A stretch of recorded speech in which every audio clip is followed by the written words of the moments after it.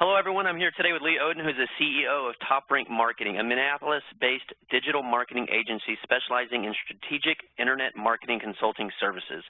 He has been frequently cited for his digital marketing and PR expertise by leading industry and business publications including Forbes, The Wall Street Journal, The New York Times, The Economist, Entrepreneur, and Fortune magazine. And in 2016, Lee was recognized as a top 10 influencer on digital marketing and content marketing. And today we are going to talk about how content marketing and influencer marketing work together. Lee, how are you doing today? I'm doing great, David. Great to be here. Yeah, super excited to talk about this. Obviously, judging by your bio there, you are a great person to talk to about how content marketing and digital and influencer all can work together. So very, very excited to dig into all this with you. And as we get started here, I just want you to give just a really brief description of what content marketing and influencer marketing is before we dig how these can work together. Sure. Well, I view content marketing as the creation of information for a specific audience designed to affect a particular outcome that is measurable. So it's an intentional effort at sort of empathizing with a particular audience to give them the information they need to make choices that lead them to the logical conclusion that that brand behind the content is the solution to whatever it is that their problem is, and that's got to be measurable. Influencer marketing works hand in hand with that. And traditionally, influencer marketing is known as sort of influencer relations out of public relations, where you have these celebrity endorsements and there's affinity created between a brand and some famous person, right, in the hopes that the famous person's audience will somehow become enamored with the brand because there's this connection.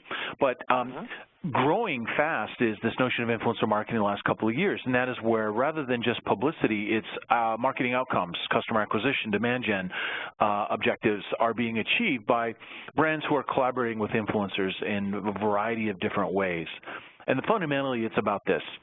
It's, a brand aspires to being influential or known about something, and so they find people who already have that influence, and by working together with them, often something that manifests in content, they hope to get exposure to that influencer's audience and also achieve influence themselves.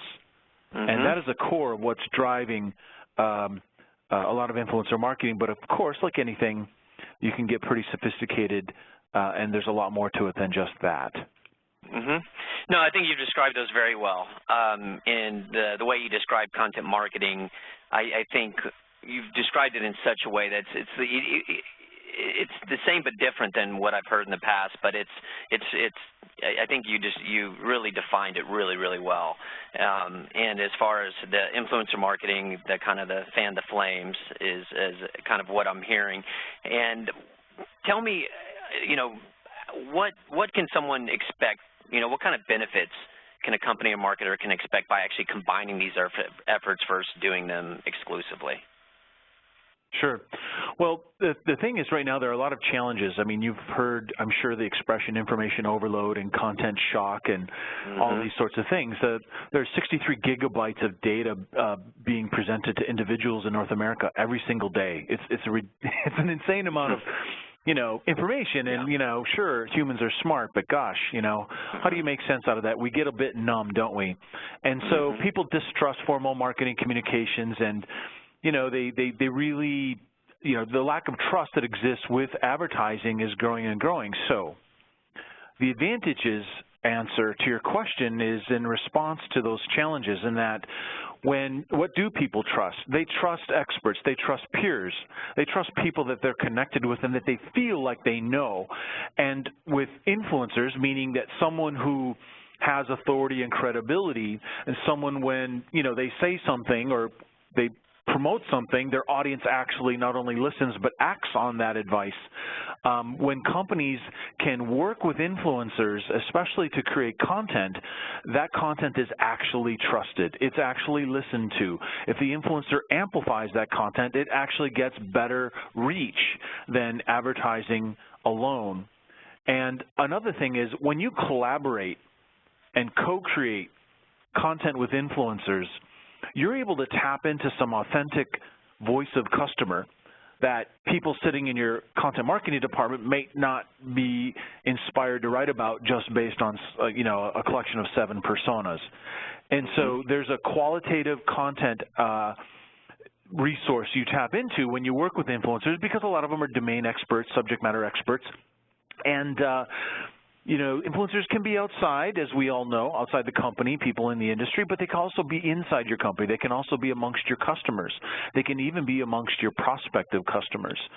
So authenticity, a quality of content, extended reach, and the most valuable benefit to me when it comes to influencers and content is that content is really, if you're smart about it, a byproduct.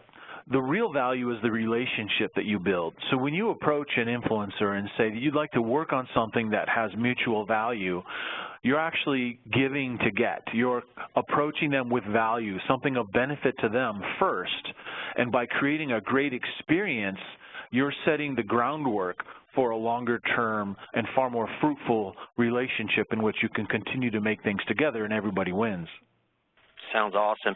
So basically, it's the massive stamp of approval in addition to extended reach, it sounds like. I mean, and it kind of makes sense. I always say this, and I say this a lot, but content marketing is one of the hardest and easiest things to understand, and influencer marketing is probably falls into that same thing. Once you get it, you're like, oh, okay, that makes sense. And I think you've described it in such a way that you've really put a ton of value on the fact that if you can get influencer mixed in with your content marketing, then you're getting through the clutter. You're having people pay attention to what you're saying and what you have, and it just puts that stamp of approval, and not to mention the potential extra reach that you get. Am I kind of hearing that right? Right, right. I mean, people, more than ever, people are empowered to publish, right? As individuals, we have this ability to communicate what we're interested in and attract like-minded individuals and grow our own networks of influence or spheres of influence. And so brands that can tap into both broad-based influencers and niche influencers have this ability to do what you're saying, both, you know, this sort of implied, not endorsement. I mean, sometimes it can be an endorsement or advocacy, but some sort of, we've got shared values. We are on the same page, and this is something that a lot of people care about, so let's make content to advance that cause. That is where a lot of value comes from. And people who are playing around in the SEO game right now and just getting a bunch of influencers into a list and that sort of thing is fine, but, you know, do you feel something there, right? Does the influencer actually feel that was, like, amazing? Maybe. You know what I mean? It's a useful but superficial thing. Yeah. Okay. I'm sold, Lee. You got me. I think this is an awesome thing to combine. So now, getting started, right? Okay, I believe that I need to do this. I know that adding influencer marketing to my content marketing is a good strategy. So can you help the listeners out there, help them with some things to keep in mind when building your influencer strategy, and/or can you outline a strategy for people just getting started with this? If they, they haven't done it, but now they believe they need to do it, where should they start? Well, hopefully, marketing strategy accounts for an understanding of the target audience in terms of, how they discover information, their media consumption preferences, and triggers that motivate action, and architecting a strategy that obviously in these days almost inevitably will involve content, should understand that from a distribution standpoint, influencers can play, well, from a creation and distribution standpoint, influencers can play a pretty critical role. But to add, an answer to why are we doing this and with who, you've got to know the what. And what I mean by that is, what does our brand stand for? What do our customers really care about relevant to our solutions? That manifests as sort of a topic or even keywords in some cases. And so one of the starting points is you got to understand what is that specific thing you're trying to become influential about? What is that thing that customers care about? Where do those ideas come together? The reason why that's the starting point is because that drives editorial in your content plan. It also drives your search for influencers right? If you want to be known, if you know that, hey, our customers value X, Y, and Z, and that is what we're best at as a company in our solutions, then let's find people who are influential about X, Y, and Z. You've got to understand what that is, what that X, Y, and Z is first. And then you can go about the recruiting and the content, content planning and creation and promotion. All things follow that objective of we want to be the best answer for X, Y, and Z. Yeah, phenomenal answer, Lee. I wasn't thinking that in my head when I first asked that question, and you brought me back to the beginning. You know, that's where you start. You know, you don't start with the tool. You start there. So that's phenomenal. Now, that kind of leads me to my next question, which is, okay, you got your what, you got your, which helped you build your strategy. Now you have an idea of the kind of influencers that would make sense with this. Where should people find these right influencers? I feel like questions like, who do we reach out to? How do I know who is good or who has power influence in my niche, or might be swirling in the heads of marketers or brands or owners? Can you provide some clarity on some of the criteria you should look for? I guess that kind of answers the what, but where can people find these influencers for your content? Where should they look? So in the content planning, one should decide how and where are we going to use, how are we going to work with influencers? Are they just going to give us pull quotes? Are they going to create media for us? What are we going to have them do? This matters a lot for influencer recruiting, because obviously, and also B2B, B2C is very, very different. If it's consumer, if you're selling into a consumer marketplace, and you have demographics, psychographics, behavioral data about your customers, you can leverage that information and go into a marketplace tool like Tap Influence, for example, and you can shop for influencers. And this is all pay-to-play, though, so it's like an advertising channel. And so there you can identify influencers. You can get data about their communities and what they're influential about, and you can reconcile, okay, we want to be known for X, Y, and Z. Look, here's an influencer who's clearly influential about those things, and their community responds in a substantial way, and they're good at making videos. Well, we want to make videos, so there we go. We found who we're going to work with, or 5 of them or whatever, and away you go. That's one use case. In B2B, it can be very, very different. It tends to be a lot more relationship-based, and there's no single marketplace to go shop for B2B influencers, and I don't know how many people would be into that anyway.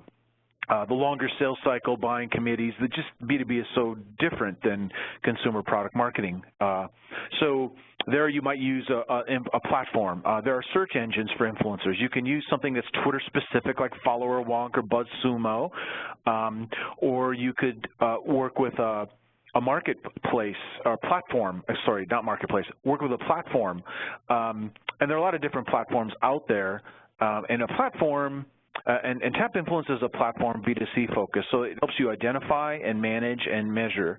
And in the case of B2B, and this platform, and this is a client of ours actually, so I should qualify this or disclaim that, but Tracker, TRAACKR, is an influencer marketing platform, and it's very much based on relationships. So it has a search engine in it, so you can pop in the keywords you want to be influential about, and it'll return as search results a list of influencers and all the social channels they exist on, and then you can sort them by what their network size is, how relevant they are to the topic you're searching on, and also how well do what they say resonate with the community.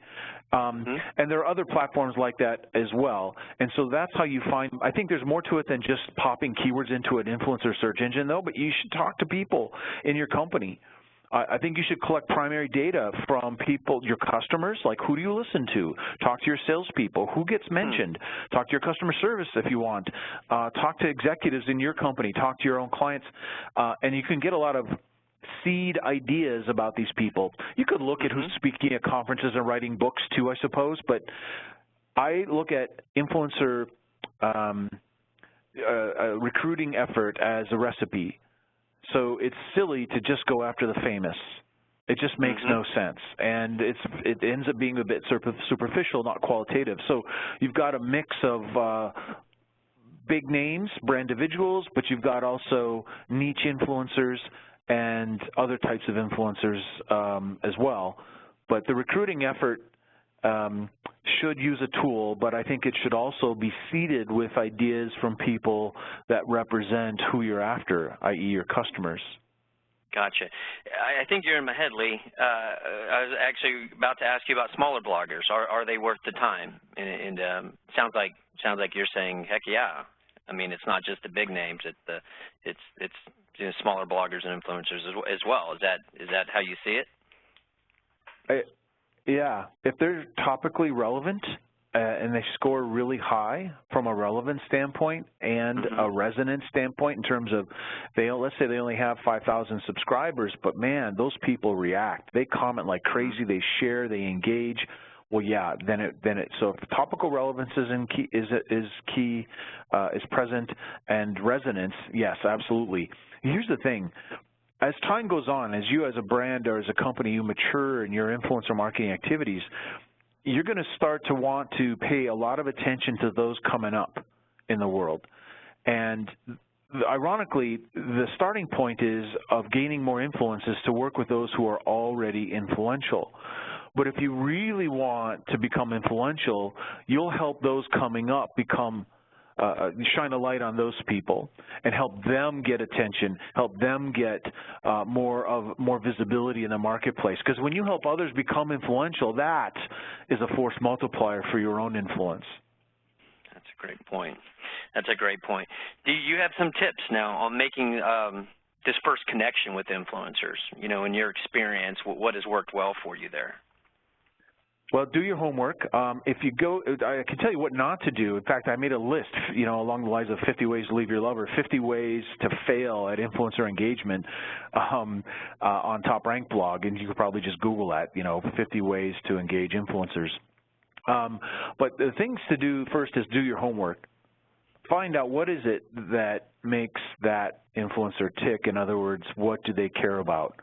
And the most effective thing is to treat it like, you know, if you want to build a relationship with someone, you don't approach them and say, hey, you know, first meeting, let's go to the Bahamas for the weekend.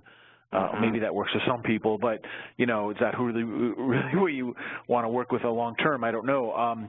So do your homework and follow them. Pay attention. What are they doing? What are they talking about?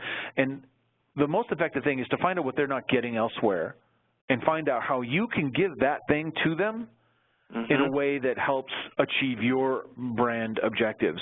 Usually, that is some form of recognition, some form of promotion or visibility. So when you approach them, don't approach cold. Make sure you're relevant. Be succinct. Be funny if you can, if it makes sense. But it's really important that you show empathy and get in ahead of that person you're reaching out to, and don't just lead like most people do with what the brand wants to get out of the situation. Understood. Yeah. So, yeah, be personal. I mean, we're hearing that more and more these days, which is kind of loops back around from, I guess, the whole social media craze from 10 to 15 years ago. It's come back all the way around full circle to personal relationships again, right? And it sounds like that's a big. You're just yet another, you know, expert that I've heard say that. So I think people really out there listening need to understand that, hey, be personal, be funny, be yourself, you know, help out, scratch some backs, you know, add some reciprocity in there, you know. So that makes a whole lot of sense, and you're just, you know, yet another expert influencer that I've talked to that has continued to say that. So I think everybody needs to understand to make this personal, because that's what's going to really drive these relationships, and not just the automation that, you know, that the marketplace kind of turned towards, but now it looks like we're backing off of that a little bit, or a lot of it, with a personal relationship. That's awesome. So now that you've found, say you did everything right, and you bought into the idea of it, you found the right influencers, you've connected with them, and you have it going. Now that you've done all that, can you help talk a little bit about managing everything so it's sustainable? The last thing you want to do is get something going and then have it crumble down because you don't have a good structure in place. So can you provide some insight and tips on what you've done to manage your influencer relationships once you've started working with them? Well, this is probably one of the areas where companies fall down a lot, most often after failing in their how they approach influencers.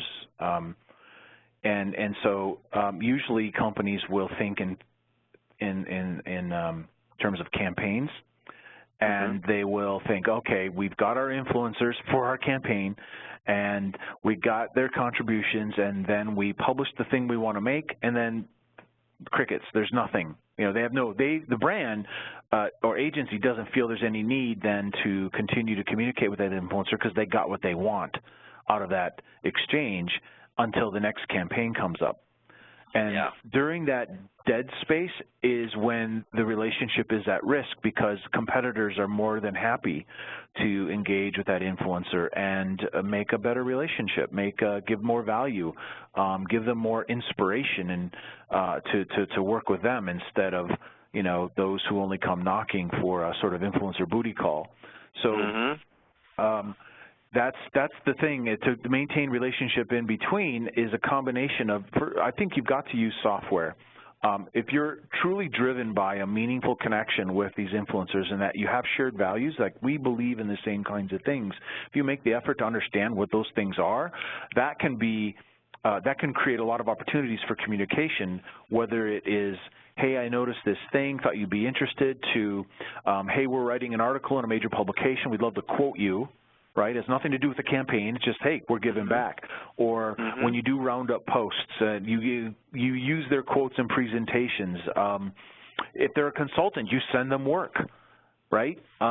There's ways to create value in between campaigns that involve exposure, that involve giving that influencer things that they're very interested in, even noticing and paying attention to them when you what they say on social networks. For example, Ann Handley is well, she's an influencer for us, but she's also one of our clients, and this is an example of something tangible, and you can't underestimate the value of tactile. She had posted that she had built one of those tiny houses in her backyard, but it had snowed a tremendous amount, and she couldn't get back to that tiny house because that's where she writes. And so I saw her post something about this, either on Twitter, Instagram, or Facebook, or whatever, and I overnighted her snowshoes. And she thought that was pretty damn cool because then she could give back to her tiny house, and of course she published a photo of it, and yay, it was really cool and that sort of thing. So if you pay attention, you should use tools to monitor your influencer group, and you can use those influencer platforms I mentioned to do that. You can use social media monitoring tools to do that as well.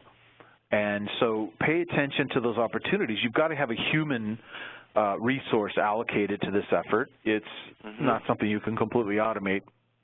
But like I said, if there's a true inspiration and shared values between your brand and those influencers, that should motivate a lot of different engagement and interaction opportunities in between campaigns. Gotcha. What are some of the listening tools that you found work best for you? Well, at an enterprise level, BrandWatch is a pretty cool tool for social media listening. And so for sophisticated data scientist types, that's definitely a great tool for listening to communities. Influencers are part of those communities. If you've defined a specific cohort or group of influencers that you would like to track as a group, the tools that I mentioned already, like Tap Influence on the consumer side or on the consumer or B2B side, there are tools like Tracker and Littlebird, Insight Pool. If you're really into connecting with bloggers, you could use GroupHigh. There really are a lot of, there are hundreds actually. There's a couple hundred tools in that category. And more are launching, every day. But the characteristics you want to look for are the ability, in my case, what I advocate for is to define a specific group of influencers, and you want to continue to grow that group, but you want to pay attention to just that group if you can. And if you can get a river of news, some kind of filtering and sorting and ranking, trending information about what that group of influencers is saying, some keyword monitoring, mentions of your brand and mentions of content that they've contributed to and that sort of thing, those are all important features of a listening tool. Very cool. And by the way, circle back, I don't know if you've written a blog on this, but one of your next posts needs to be avoid the influencer booty call. That's a great soundbite. I think you need to run with that one, Lee. I think you have a lot to say about that. Well, I know we have one coming up about influencers that swiped right or whatever it is, swiped left, swiped right. I'm not familiar with that app, so myself. No, I do have some divorce friends, so I'm familiar with it. So, okay, awesome, good stuff. So, outside influencer companies are paying to get influencers involved. We haven't really talked about that. It's somewhat been kind of between the lines a little bit talked about, but good or bad idea, or does it depend on the situation?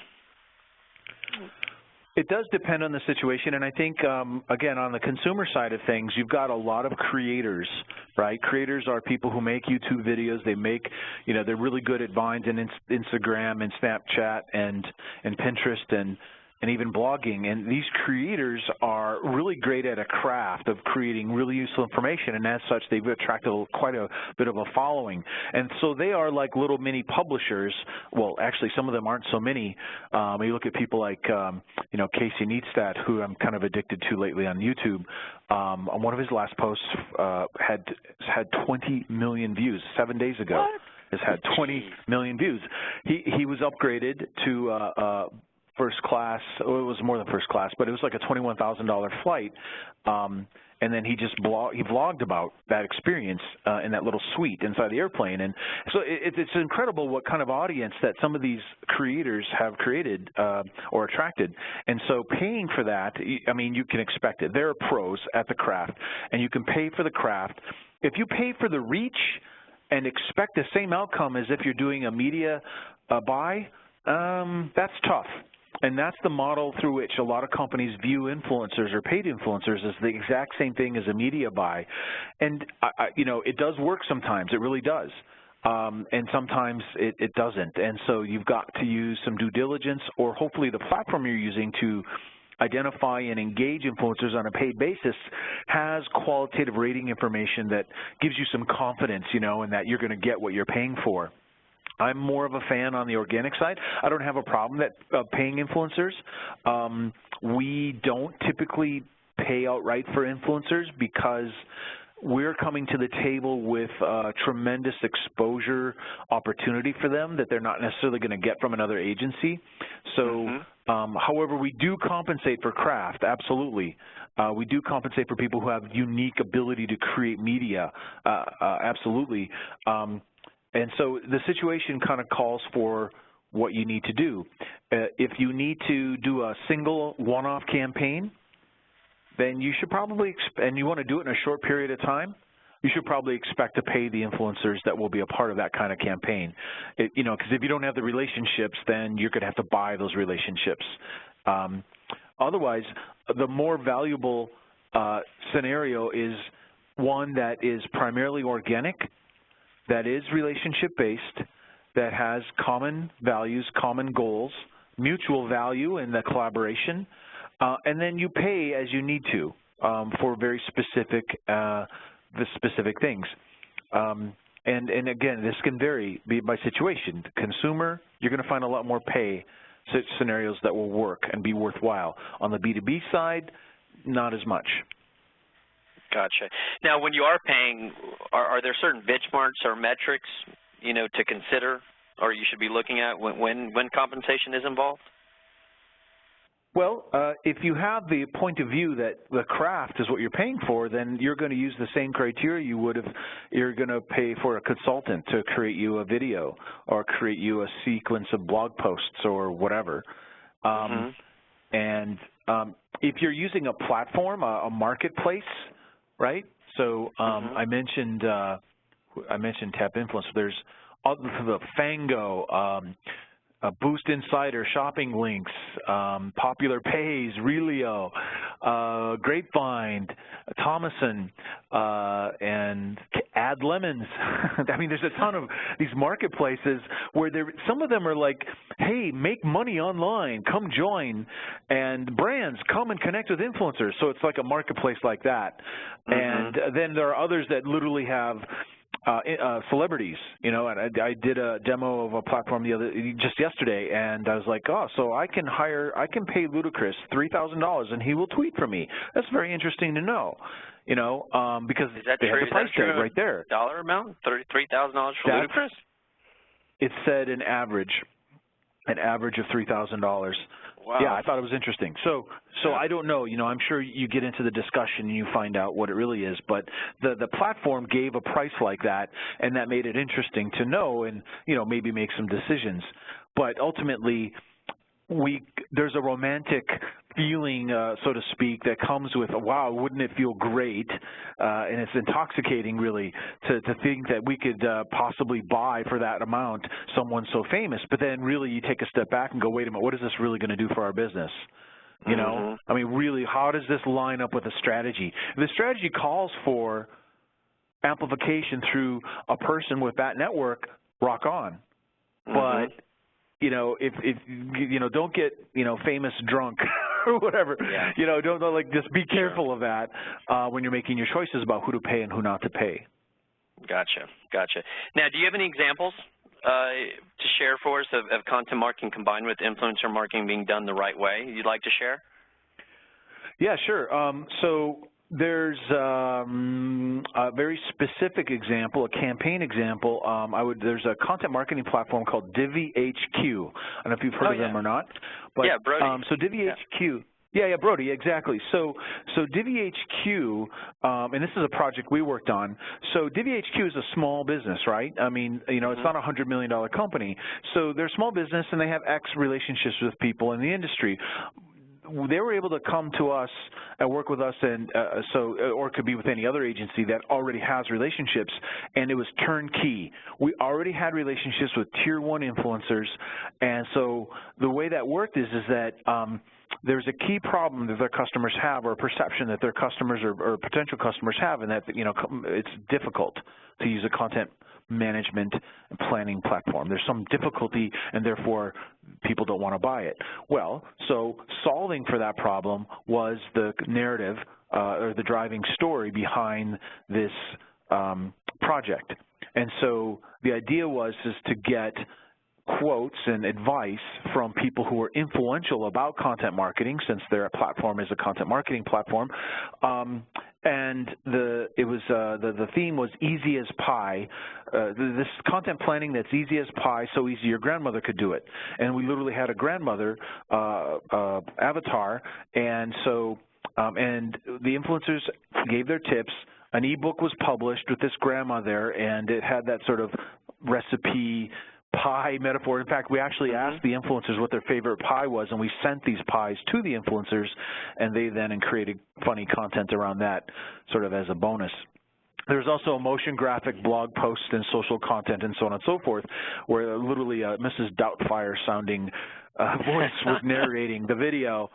And so ultimately, this was a very, you know, was a single, it's not my preference to do a single campaign like that, but we're able to pull together these tier 1 influencers to give on-topic, relevant, practical advice, add a humorous sort of metaphor that aligned with a key pain point amongst the target audience, right? And as a result, we beat the lead gen goals by over 500%. And they continue to use these assets on their website to capture names for nurture. Nice. So that's one example. Brilliant. I can give you a simpler example that's even, it's a more sophisticated campaign, but it's more a simpler explanation. So we have been doing influencer content for Content Marketing Institute for, I don't know, 4 or 5 years, and to promote their conference. And so one particular year recently, we did a sequence of 4 ebooks. So it's 40 influencers about every aspect you can imagine around content marketing. So I guess, now that I say this, we're a bit of a marketer's marketer. We do work with, other industries besides marketing, but so this is a sequence of 4 ebooks, and we use Alice in Wonderland as the theme. So, go down the rabbit hole of content marketing and, content marketing strategy, content marketing audience development, content creation, content amplification, and ROI. These are all fundamental themes.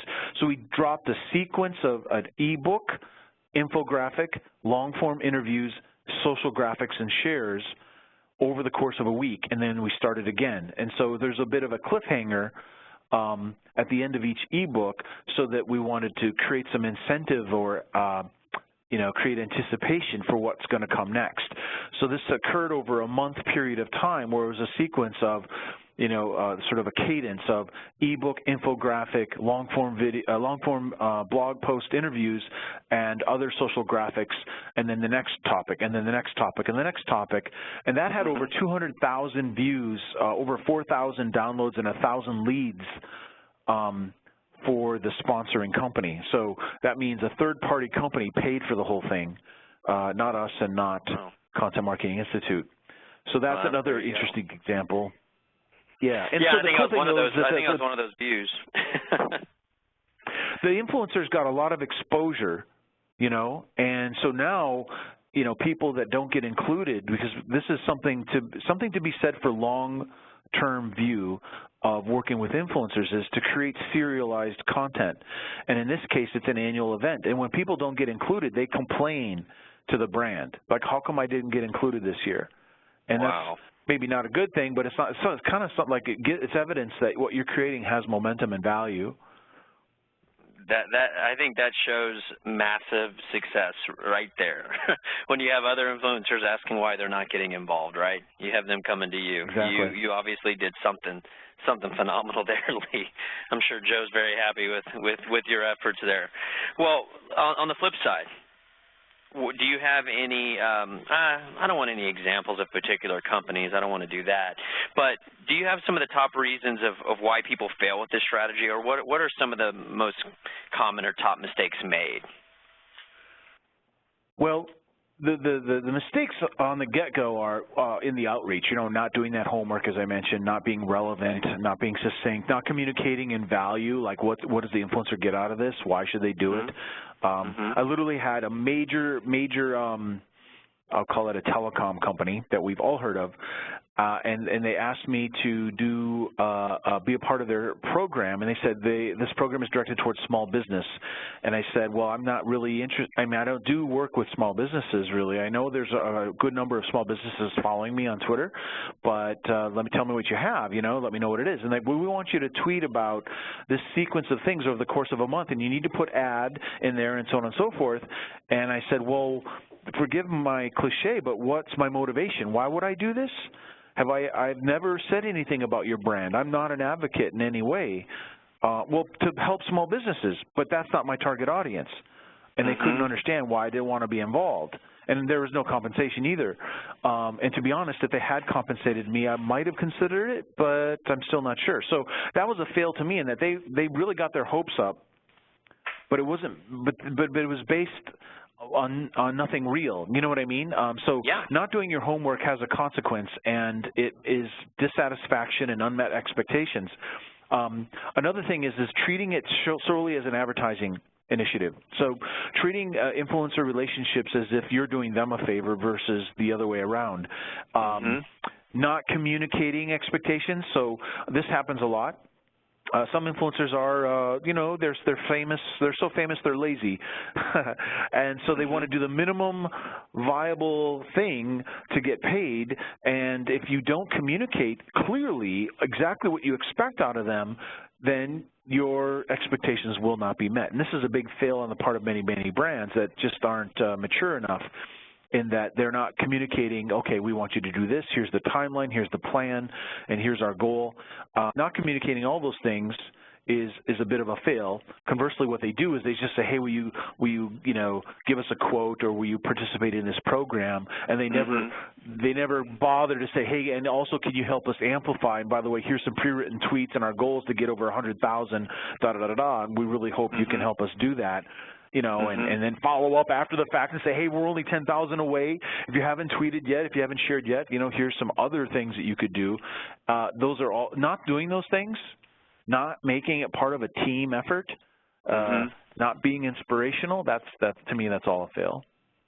Yeah, that's funny. We have a tagline that says we blend old school and new school to create the best school of thought, and I think that's almost the gist of everything you're saying, I mean, don't forget, and I think it comes with our age group. I think we grew up into the social media age, but we started with handshakes and thank you letters, and it sounds like, you're really morphing these as well. I mean, what we're talking about is highly, cutting edge stuff, and you're taking that cutting edge, this influencer, content marketing. I mean, these are the new things in the world of marketing, and you're saying, hey, guys, be personal.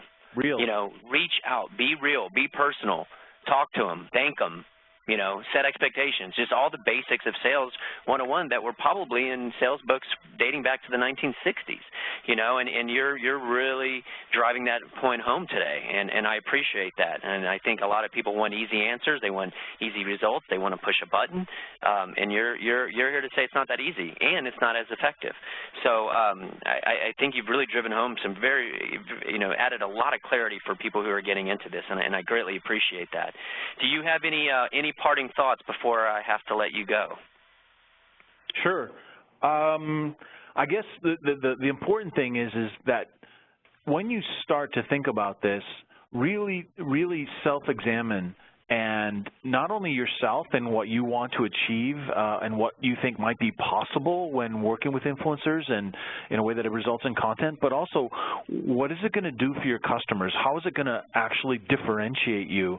And really think about what influence really means is, and who is influential. It's not just the famous people. It's those niche influencers, but it could also be your employees. It could be your customers, and it could be your prospective customers as well. And think about, what is it that you want to be known for, and that should really drive your approach. The other thing I guess I would say is that, we publish a lot of content around this, so check out marketingblog.com. Ashley Zeckman on my team does a fantastic job as editor and publisher there, covering, conferences where people are talking about this stuff, as well as our own ideas about influencer and content. Gotcha. And how else can people continue to learn from you in addition to that? Definitely pretty active on Twitter, LeeOdden, and I'm going to be speaking at a variety of conferences coming up here. I'll be at Marketing Pros B2B Forum in Boston in October, Riga, Latvia, Milan, Italy in November, and Riga is also, I believe, in November. Gosh, where else am I? I don't know. It's on marketingblog.com. There's on the sidebar, there's a list of events. So I think that's another place. If we can meet in person, and there's no substitute for in-person interaction for these things. But outside of that, the Twitter or on our blog or our company website, which is toprankmarketing.com. Got it. Thanks so much for your time, Lee, today. Thanks for your insight. I know a lot of people learned a lot from you today, and we all thank you. So thank you so much. Until next time. Thanks, David. All right.